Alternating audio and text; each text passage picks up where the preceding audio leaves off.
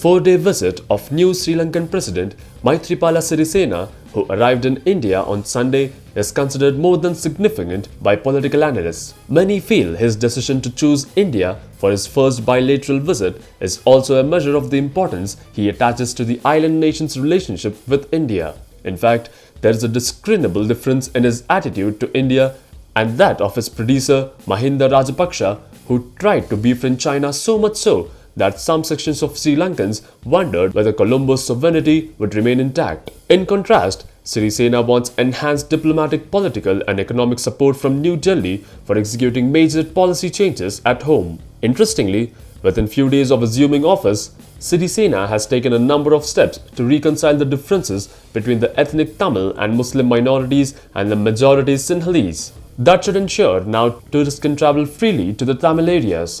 He had also promised a domestic inquiry into the charges that the Sri Lankan forces wantonly violated the human rights of the Tamils, particularly during the last phase of the civil war.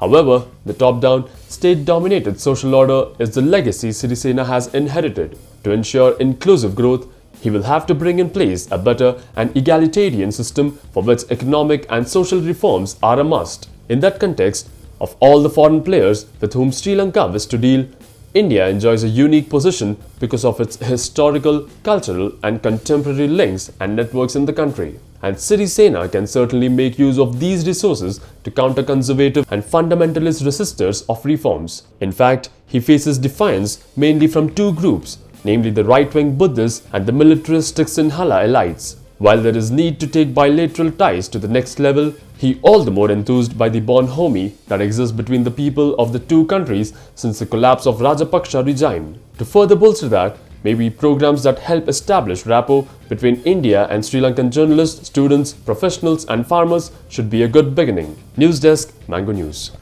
मैं जरूर चाहूंगा कि भविष्य में खास करके law के विद्यार्थी उस म्यूजियम को देखें, बारीकाई से उसको समझने का प्रयास करें और अपने आप को भी उस गौरवपूर्ण परंपरा में कभी न कभी कदम रखने का अवसर मिलने वाला है और कितना बड़ा दायित्व है उसका एहसास करें।